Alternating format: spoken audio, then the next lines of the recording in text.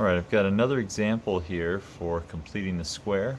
This one's going to be a little bit more tricky because I have an odd number in the middle, and I also have a leading coefficient that's not 1. So those two scenarios are new from what we did in the previous examples, but they're still able to be dealt with.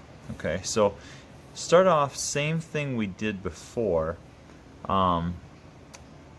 We're going to make the constant 0. We're going to make a blank here for this constant so that I can figure out how to complete the square. So we're going to add the 4 to both sides of the equation. That's going to give us 2x squared plus 3x equals 4. And again, I left that blank there because we're going to need to fill in to complete the square. Alright, now the next step is an interesting one because to complete the square, I need this first term to be a square. And right now I have 2, which is not a square, and x squared, which is, so I need to get rid of the 2. How do I get rid of the 2? Well, to do that, we're going to need to do a division. We're going to divide. So we're going to take and divide by 2 to clear that out. So I'm going to divide the left side of the equation by 2 and divide the right side of the equation by 2. When I do that, the 2 on the left splits up. The 2 over 2 reduces down to 1, so this just becomes x squared on the left. But then the 3x is also divided by 2, so we'll call that 3 over 2x. On the right side, the 4 over 2 also reduces down to a 2. Okay? So we're able to do a little bit of simplifying there.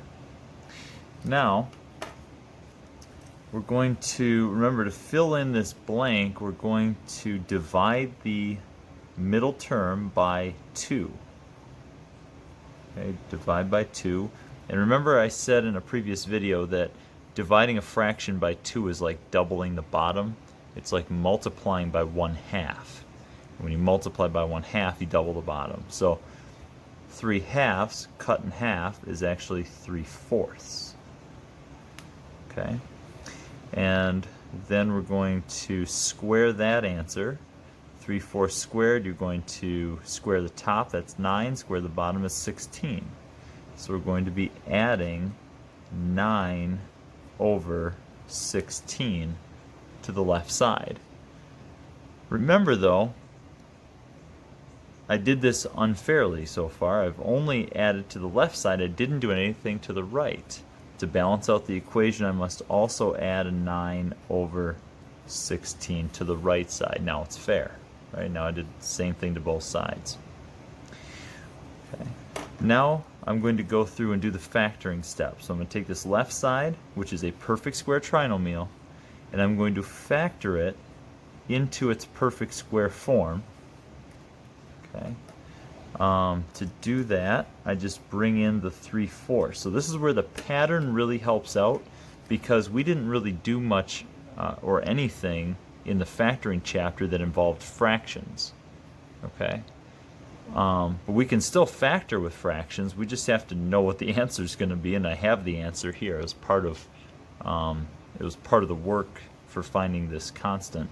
So I have x plus 3/4 all squared. Okay. Now on the right side, it's nice that I left a little space here. I need a common denominator between this 2 and this 9/16. So the common denominator I'm going to use is 16, obviously. And 2 is actually 32/16. And if I add the 9/16 to that, that would give me, what, 41/16? That looks about right. Okay, 41/16. Now we're going to utilize the square root property.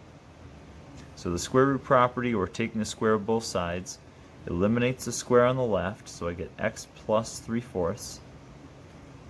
And on the right, we utilize the plus or minus and the square root of this whole fraction, 41/16. Now remember, a square root splits up between the numerator and denominator of a fraction. So I could think of that as x plus 3/4 equals plus or minus the square root of 41, and then just take the square root of 16 and get a 4 on the bottom. Okay. Alright, so now next step is going to be to subtract the 3/4 from both sides of this equation. That frees up the x, gets the x by itself. So x is going to equal negative 3/4 plus or minus the square root of 41 all over 4. Okay. Final step, and I think you're going to see this on my math lab as well, and definitely in your textbook. And the final step then is to combine these into one nice fraction because the denominators are the same. And generally speaking, at this point, your denominators should end up the same, or should be very easy to get a common denominator.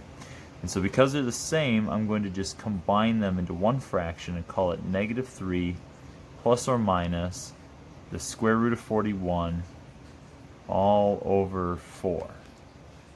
Okay, let's move that up a smidge.